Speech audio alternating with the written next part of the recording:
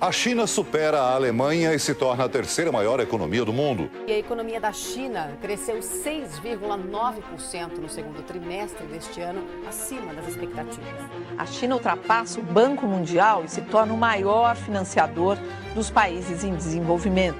O Brasil figura entre os principais beneficiados.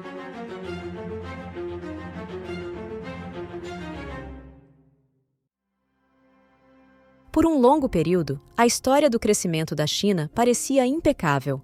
Uma transformação incrível de todo o país. Um novo modelo econômico desafiando todas as economias capitalistas do Ocidente, centenas de milhões de pessoas retiradas da pobreza e a China se tornando a nova superpotência global, a caminho de substituir os Estados Unidos como a maior economia do mundo. Mas, ultimamente, as coisas parecem bem diferentes. A crise imobiliária da China, a falta de confiança no setor financeiro e os violentos protestos devido a depósitos bancários congelados em Zhengzhou têm levantado preocupações. O que a situação aparenta revelar é que a economia chinesa está prestes a enfrentar uma queda em breve, por volta do terceiro trimestre deste ano. O mercado imobiliário está à beira do colapso, as pessoas estão se recusando a pagar hipotecas e a China está prestes a entrar em uma grande crise de dívida. Os jovens estão lutando para encontrar empregos, lidar com o aumento dos custos de vida e ter sucesso em uma sociedade incrivelmente competitiva. Muitos dos que têm empregos estão exaustos devido à cultura de trabalho tóxica e estão começando a desistir da ideia de começar uma família, comprar uma casa ou levar uma vida normal. A história da China parece muito diferente do que era apenas alguns anos atrás. Mas como isso aconteceu? De onde surgiram todos esses problemas e para onde isso vai nos levar? Para entender isso, vamos viajar um pouco para o passado. Essa história começa muito antes, em 1976, logo após a morte do presidente Mao. Foi nesse ponto que a China estava no fundo do poço, no início de sua ascensão ao topo. Naquela época, a China era um dos países mais pobres da Ásia e estava entre os 10% mais pobres do mundo. Após 30 anos de reformas insanas, como o grande salto adiante, o caos e violência durante a Revolução Cultural, a economia era apenas rastros de uma catástrofe. Não havia praticamente empresas privadas. Setores como agricultura, indústria e comércio eram de propriedade e controle estatais, e a economia era conduzida por planos quinquenais. O comércio da China com o resto do mundo era mínimo, pois não havia muito a oferecer, e não havia investimentos estrangeiros no país, seja porque não eram permitidos ou porque ninguém queria investir.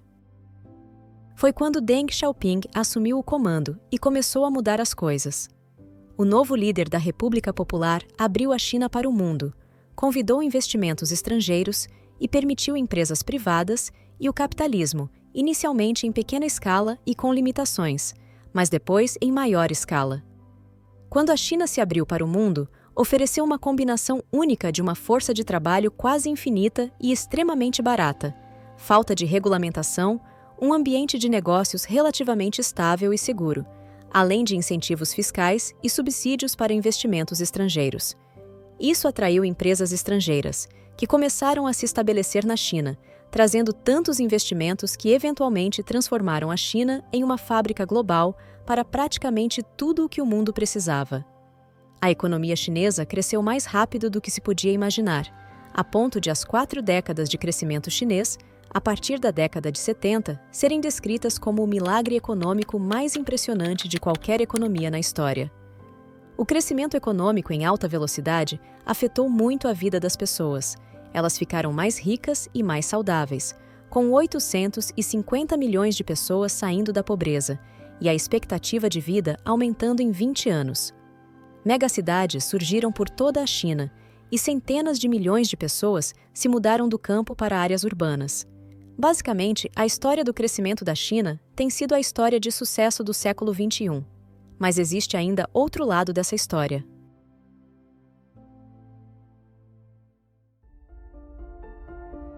O outro lado diz que o crescimento econômico notável da China veio com um custo alto, afetando tanto as pessoas quanto a economia.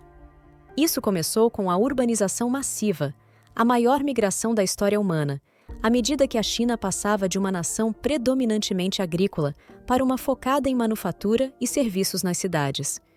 Entre os anos 80 e 2020, centenas de milhões de pessoas se mudaram das áreas rurais para as cidades. Esse movimento impulsionou o crescimento econômico, mas também colocou pressão sobre os migrantes internos devido ao sistema hukou, que separava as pessoas em residentes urbanos e rurais. Mesmo que você se mude do campo para a cidade para trabalhar, ainda é muito difícil mudar sua categoria e obter uma residência urbana oficial na cidade. Assim, muitas pessoas que se mudaram para as cidades permanecem oficialmente como residentes em suas áreas rurais, mas sem residência local na cidade onde trabalham. Isso significa que elas não têm acesso a serviços públicos básicos, como assistência médica ou acesso a escolas para seus filhos. Portanto, conseguir uma residência e escapar do sistema hukou se tornou uma prioridade para muitos dos centenas de milhões de pessoas que se mudaram para as cidades. Uma das maneiras que poderiam ajudá-los a obter uma residência era possuir uma propriedade. O fato de que ser proprietário de uma propriedade era basicamente um pré-requisito para levar uma vida normal criou uma enorme demanda por imóveis, o que impulsionou os preços imobiliários cada vez mais nas últimas décadas. No entanto, os salários médios e a renda familiar na China não cresceram tão rápido assim, tornando extremamente difícil para as pessoas comuns comprarem sua própria casa. A pressão para trabalhar o mais duro possível para conseguir um emprego melhor, um salário mais alto, um apartamento e a chance de levar uma vida normal com acesso a serviços públicos básicos aumentou cada vez mais. Isso também afetou as pessoas nascidas nas cidades, já que tiveram que competir com um fluxo interminável de pessoas vindas do campo, que elevaram o padrão de trabalho de todos. Esse sistema, combinado com a tradição confuciana de valorizar o trabalho árduo, transformou oficialmente a China, um país comunista, em uma das sociedades mais competitivas do mundo. Um símbolo disso se tornou a famosa cultura de trabalho chinesa, 996, que envolve trabalhar das 9 da manhã às 9 da noite, 6 dias por semana.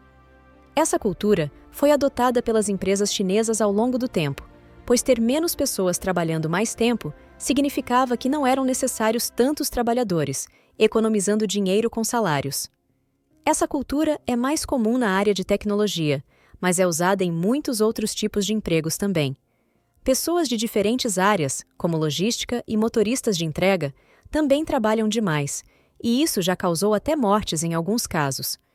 Mesmo que seja ilegal, não está sendo aplicado de forma eficaz, e muitos trabalhadores sofrem problemas médicos devido ao excesso de trabalho, especialmente em Pequim, onde cerca de 3/4 dos trabalhadores urbanos têm problemas de saúde relacionados ao excesso de trabalho. Infelizmente, essa cultura de trabalho intensa não parece estar desaparecendo tão cedo. Se não fosse bastante todo esse ambiente problemático de trabalho, os jovens chineses ainda enfrentam altas taxas de desemprego crescentes. Em 2022, a taxa de desemprego juvenil atingiu um nível recorde de quase 20%.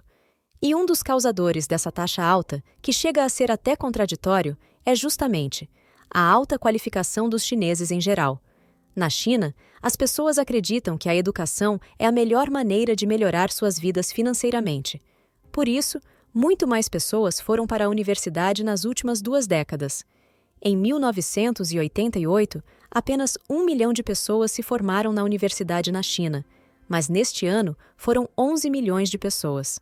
No entanto, mesmo com mais pessoas educadas, a economia da China mudou de manufatura para serviços, e há poucos empregos qualificados para todas essas pessoas com boas formações. Alguns setores que costumavam contratar muitos graduados universitários, como tecnologia e educação, foram afetados por regulamentações governamentais recentes e estão demitindo mais do que contratando. Tudo isso está causando uma situação confusa para os jovens na China. Alguns estão desistindo e parando de tentar alcançar seus objetivos, porque parece impossível. Movimentos chineses como Bailan e frases como 四主不怕开水烫 surgem cada vez mais em meio aos jovens, que simplesmente desistem de correr a corrida dos ratos e seguir algum objetivo ou carreira profissional. O governo está tentando parar esses movimentos e as razões por trás deles, mas ainda não teve muito sucesso. E tudo isso está acontecendo antes de problemas maiores que estão por vir.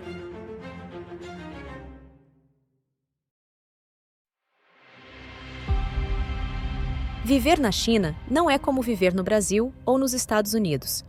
Na verdade, viver na China é diferente de viver em todo o resto do mundo. Matérias de 2019 afirmavam que o governo chinês planejava instalar um número de até 626 milhões de câmeras com sistemas de reconhecimento facial no país até o ano seguinte. Essas câmeras foram desenvolvidas com o propósito de reconhecer pessoas em meio à multidão, coisa que você só veria em obras de ficção, mas que na China é uma realidade.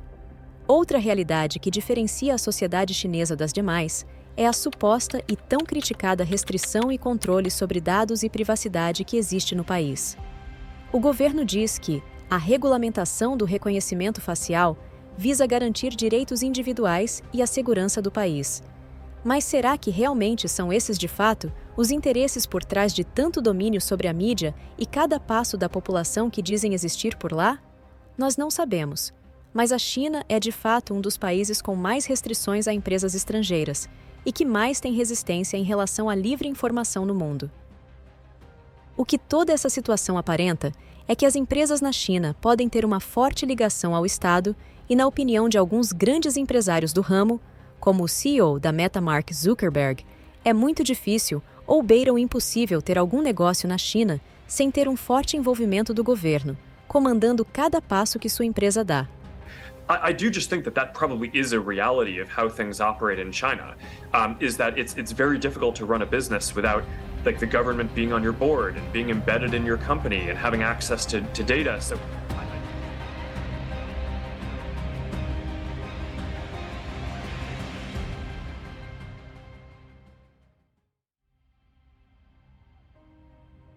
O que você acha sobre tudo isso? Você crê de fato que existe toda essa restrição no país? Comenta aqui embaixo. Mas e o tal crédito social chinês? O crédito social chinês, também conhecido como Sistema de Crédito Social, é um sistema de avaliação e pontuação social implementado pelo governo da República Popular da China. É dito que ele foi desenvolvido para avaliar o comportamento social, financeiro e legal dos cidadãos, empresas e organizações na China. Também nos é dito que o objetivo dessa conduta é promover um comportamento mais ético, responsável e legal na sociedade, bem como melhorar a confiabilidade e a integridade nas transações comerciais. É importante notar que esse sistema é considerado bastante controverso e tem uma ampla gama de críticos preocupados com a privacidade e segurança de dados, além de questões de abusos de poder, entre outros problemas que envolvem toda essa discussão. Pesquisando também em mecanismos de busca chineses, como o Baidu, você vai encontrar uma série de documentos e artigos em mandarim, falando sobre esse sistema de crédito e os impactos que ele tem para as empresas e cidadãos, como esse artigo aqui, por exemplo.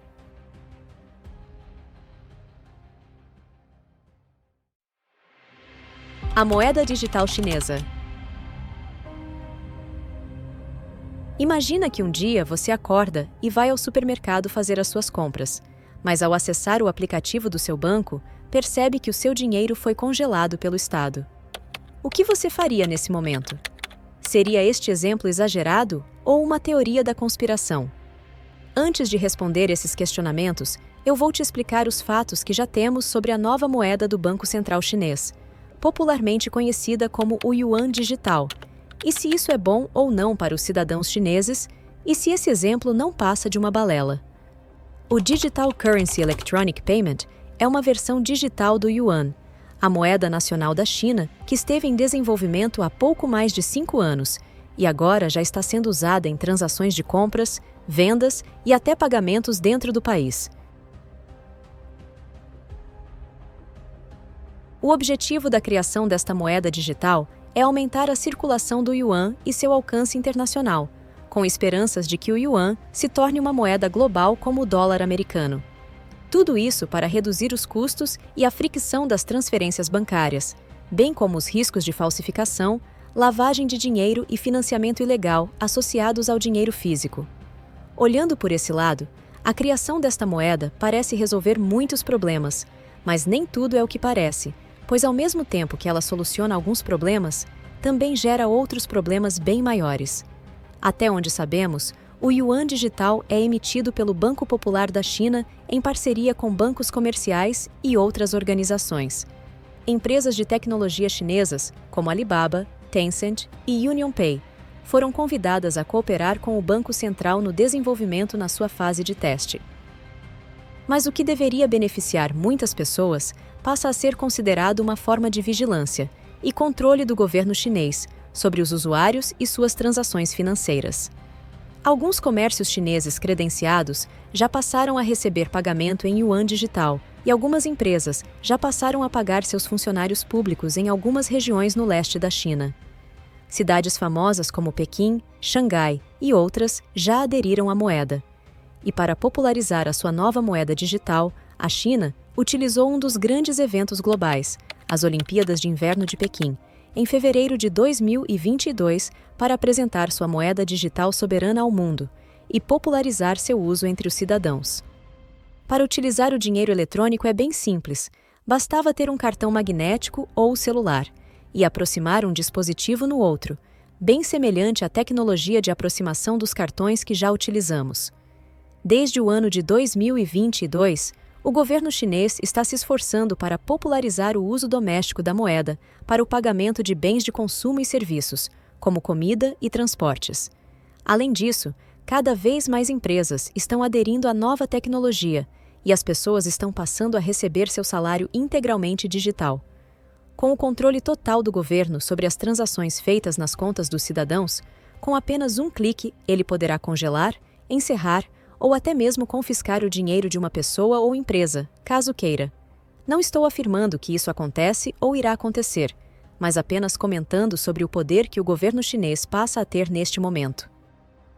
Alguns especialistas acreditam que a China já está prestes a se tornar uma sociedade sem dinheiro, mas que isso não acontecerá de forma imediata, pois a grande maioria das transações eletrônicas que são feitas hoje na China acontece em aplicativos privados como o Alipay e o WeChat Pay, fora do alcance do Estado, impedindo que este tenha acesso às transações que são feitas. Logo, fica claro o motivo pelo qual o Estado está se esforçando para tornar a sua moeda digital cada vez mais popular, para ter controle sobre as transações feitas dentro e fora do país, uma vez que um dos seus objetivos é também torná-la famosa internacionalmente ao ponto de competir diretamente com o dólar, o que está longe de acontecer, mas é um dos objetivos do governo. De acordo com o Banco Central Chinês, 1,8 trilhões de yuans digital estão em circulação neste exato momento, o equivalente a 250 bilhões de dólares. Ao todo, foram realizadas cerca de 950 milhões de transações com o dinheiro eletrônico e 120 milhões de carteiras digitais foram abertas. Apesar dos números expressivos, isso representa apenas 0,16% do dinheiro em circulação na China. O problema social das mulheres. A situação das mulheres na China é complexa, e a percepção delas como um problema social está ligada a diversos fatores, sendo um deles o declínio das taxas de natalidade. Isso se relaciona diretamente com a política do governo de Mao Tse-tung, que, em uma tentativa de controlar o crescimento populacional, implementou a política do filho único nas décadas de 70 e 80. Essa política restritiva teve um impacto significativo na mentalidade das novas gerações, levando muitas mulheres a optarem por ter apenas um filho, ou, em alguns casos, a não terem filhos. No entanto, é importante ressaltar que essa decisão, muitas vezes, não se baseia apenas nas políticas governamentais, mas também em questões econômicas, sociais e culturais. Embora as medidas extremas adotadas pelo governo chinês na época tenham tido algum sucesso em conter o crescimento populacional, elas também tiveram consequências negativas, como o desequilíbrio de gênero devido à preferência por filhos homens e a sobrecarga da população idosa. Hoje, a China enfrenta um desafio demográfico significativo, com uma população envelhecida e uma taxa de natalidade que não está conseguindo compensar o envelhecimento da população. Para enfrentar essa questão, o governo chinês tem feito esforços para relaxar as políticas de controle de natalidade, permitindo que as famílias tenham mais filhos. No entanto, as mudanças demográficas e suas implicações socioeconômicas continuam a ser uma preocupação importante para o país. Como vocês já devem saber, atualmente a sociedade chinesa é marcada pela competitividade e uma pressão social muito grande para que os jovens tenham sucesso em suas carreiras. Logo, os pais acabam ficando responsáveis por encontrar um pretendente para seus filhos, pois estes estão muito ocupados estudando e se formando para o mercado de trabalho. Isso é tão verdade que os pais levam os currículos dos seus filhos para o chamado mercado de noivas, que são locais de encontros na China, como as praças de Xangai. Por lá, você verá muitos pais com currículos de seus filhos, em busca de possíveis pretendentes.